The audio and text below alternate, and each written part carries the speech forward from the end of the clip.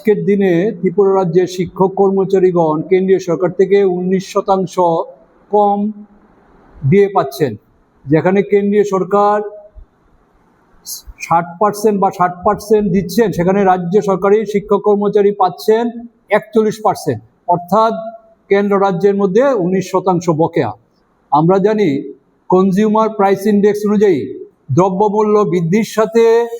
সামঞ্জস্য রেখে ডিএ নির্ধারণ করা হয়। আমরা রাজ্য সরকারের কর্মচারী, কেন্দ্রীয় সরকারের কর্মচারী একই বাজার থেকে আমরা দ্রব্য ক্রয় করি।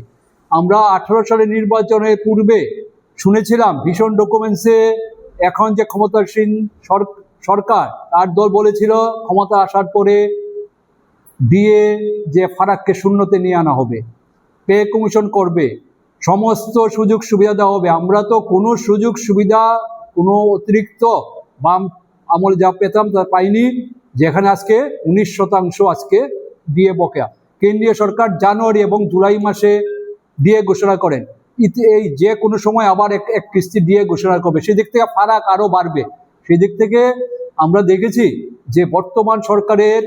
যে নির্বাচনী প্রতিশ্রুতিগুলি এবং বাস্তবতার মধ্যে পার্থক্যগুলি রাজ্যের শিক্ষক কর্মচারী অংশের সবাই খুব দারুণভাবে বুঝতে পারছে এবং তাদের পাওনা দাওনা আদায়ের যে লড়াই, গত 19শে জুলাই আমরা আগরতলা শহরে ত্রিপুরা কর্মচারী সমন্বয় কমিটির উদ্যোগে একটা বিশাল প্রাণবন্ত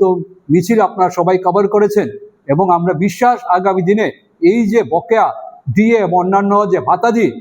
এবং পে কমিশন দাবি নিয়ে ত্রিপুরা কর্মচারী সমন্বয় কমিটির নেতৃত্বে আমরা শিক্ষক সংগঠন, অন্যান্য কর্মচারী সংগঠন আগরতলা এবং সারা রাজ্যে দুর্বার আন্দোলন গড়ে তুলব, যার ফলশ্রুতিতে এই রাজ্য সরকারের যে অনিচ্ছাকৃত হাত থেকে আমাদের যে অধিকারগুলোকে আমরা কেড়ে আনার জন্য চেষ্টা করব। এই জন্য আমরা রাজপথের যে লড়াই, এই লড়াইকে আমরা আরও আগামী দিনে জোরদার করব। আসলে যে ফিটমেন্ট ফ্যাক্টর, আমাদের দাবি যে কেন্দ্রের 8ম বেতন কমিশন গঠিত হয়েছে, আমাদের দাবি রাজ্যে যখন বেতন কমিশন গঠন করুক, পে রিভিউ কমিটি গঠন করুক, কেন্দ্রীয় যে ফিটমেন্ট ফ্যাক্টর দেওয়া হবে এবং অন্যান্য যেগুলো দেওয়া সেই একই হারে যাতে দেওয়া হয়, এই দাবি আমরা ইতিমধ্যে রেখেছি। আমাদের রাজ্যেও যখন বেতন কমিশন গঠিত হবে, আমরা ত্রিপুরা সরকারি শিক্ষক এসবি রোড, আমাদের যে প্যারেন্ট সংগঠন ত্রিপুরা এমপ্লয়িজ কোঅর্ডিনেশন করে এসবি রোড, আমরা এই বিষয়ে আমাদের জোরালোভাবে বক্তব্য তুলে ধরবো এবং আমরা শিক্ষক কর্মচারীদের যে ন্যায্য দাবিগুলোর সঙ্গে লড়াই আমরা অতীতেও আমরা করেছি, বর্তমানেও করছি, অদূর ভবিষ্যতে এগুলো চালিয়ে যাবো। আরেকটা বিষয় হচ্ছে, আপনারা নিশ্চয়ই জানেন, বিশেষ করে ট্যাব শিক্ষক এবং এসএসসি শিক্ষকদের একটি মামলা সুপ্রিম কোর্টে রয়েছে। তাদের দাবি যে মামলাটির যে এসএলপিএস এর প্রত্যাহার করা সামনে বিধানসভার অধিবেশন, সেক্ষেত্রে আপনাদের আমি একটু বিশেষ করে সমগ্র শিক্ষা অভিযানের শিক্ষকদের বিষয়টা নিয়ে আগে বলছি। শিক্ষক কর্মচারীদের আপনারা সবার মনে থাকবে 2017 সাল নির্বাচনের কিছুদিন পূর্বে ওরিয়েন্ট চৌমুহনীতে সমগ্র শিক্ষকরা, তখন ছিল এসএসএ শিক্ষকরা, তাদেরকে বলা হয়েছিল যে আজকের যে ক্ষমতাসীন দল বিজেপি আইপিএফটি বলেছিল সারা দেশের সমস্ত রাজ্যে এসএসএ শিক্ষকদেরকে নিয়মিত বেতন কম দেওয়া হয়, একমাত্র ত্রিপুরা রাজ্যে শিক্ষক কর্মচারীদের এসএসএ নিযুক্ত শিক্ষক কর্মচারী বঞ্চিত করা হচ্ছে। তাদেরকে যে চাকরিগুলো বাম আমল একটা সুষ্ঠু নিয়োগ নীতির মাধ্যমে তারা চাকরিতে যোগদান করেছিলেন, তাদেরকে ভুল বুঝে আগরতলা ওরিয়েন্ট চৌমুহনীতে আমরণ অনশনে বসিয়ে দেওয়া হয়েছিল এবং এই অনশন কিভাবে ভাঙানো হয়েছিল, তৎকালীন মুখ্যমন্ত্রী বিপ্লব দেব,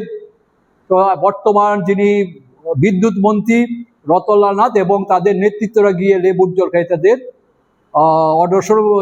অনশন প্রত্যাহার করেছিলেন এবং বলেছিলেন আমরা ক্ষমতায় আসার পরে এসএসএ শিক্ষকদেরকে নিয়মিত বেতন কম দেওয়া যাবে। কিন্তু বাস্তবতা দেখুন কি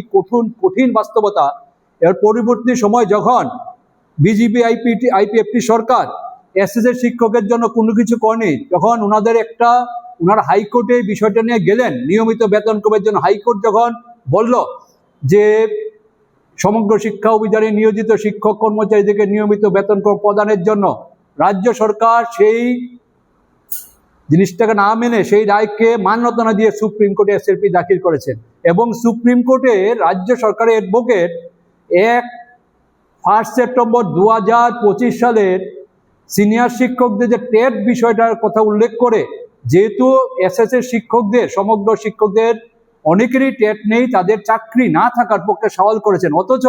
2017 সালে 18 নির্বাচনের পূর্বে তাদের কি প্রতিশ্রুতি দেওয়া ছিল, এবং আজকে তাদের আসল যে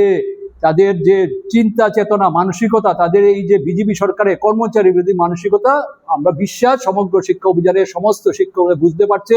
একই বিষয় যে আমাদের 5 বছর যারা টিআরবিটি বোর্ডের মারফত নিযুক্ত শিক্ষক শিক্ষিকারা 5 বছর ফিক্সড পে থাকার পরে নিয়মিত বেতন কম পান। আমরা সংগঠন প্রথম থেকে দাবি করেছি, যেহেতু টিআরবিটির মাধ্যমে নিযুক্ত শিক্ষকদের চাকরিতে যোগদানের দিন থেকে নিয়মিত বেতন কম দিতে হবে। এই বিষয়েও যে একটা ত্রিপুরা উচ্চ আদালতে একটা মামলা হয়, মামলার পরিপ্রেক্ষিতে উচ্চ আদালত রায় দেন যাতে ডেট অফ জয়নিং থেকে টিআরবিটির মারফত নিযুক্ত শিক্ষকদেরকে নিয়মিত বেতন কম দিতে হবে। এই ক্ষেত্রে ত্রিপুরা সরকার সেই রায়কে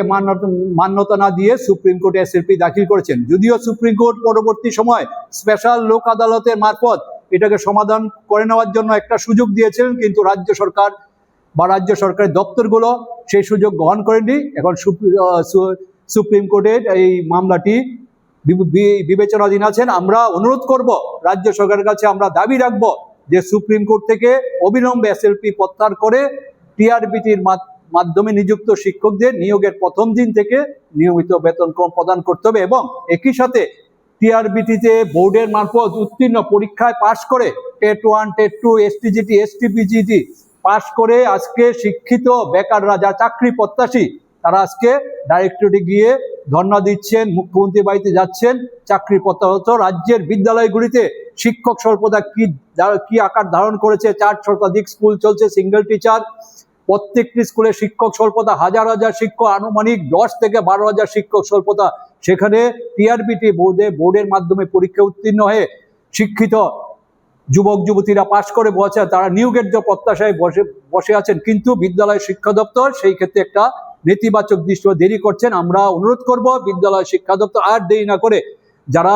টিআরবিটি বোর্ডে উত্তীর্ণ, টেট উত্তীর্ণ শিক্ষক শিক্ষিত অবিলম্বে নিয়োগ করার ব্যবস্থা করা। রাজ্যের যে বেহাল শিক্ষা ব্যবস্থা, যে শিক্ষক স্বল্পতায় ভুগছে, তার থেকে কিছুটা হলে উত্তরণ হবে, এটা আমরা বলবো। আগে এই দেরি না করে শেষ করে নেব।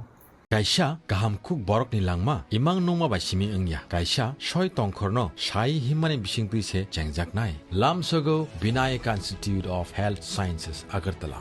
affiliated to Tripura University, approved by Government of Tripura Department of Health and Family Welfare, Tripura Nursing Council and Tripura State Allied and Healthcare Council. Oro kahamkuk mari ni rengmari mannai joto air conditioned smart classroom mo serengmungni sep khakchangma renai dei thinangno snamoi tisanai state of the art modern laboratories yak baikhe baithang serengmung manmani bisingtui mannai kukubuini sakhamnai ni rengmung orani modern labs they computer lab reng serengnai rokno selainani jorani bagui tiar khlayu dei chini modern library nono jotoni sekangjak khlayui toni nani bagui nini joto sumungni phirok mungno naitugiru regular skill development programs, personality development sessions tei extracurricular activities ni bisingtui sakno khakrak rengjak tei thinangni bagui wansukjak borok snamui tisao sakham ganang cafeteria tei khakotung campus bebakno gerengsa thayo 24/7 by naikol jagui tei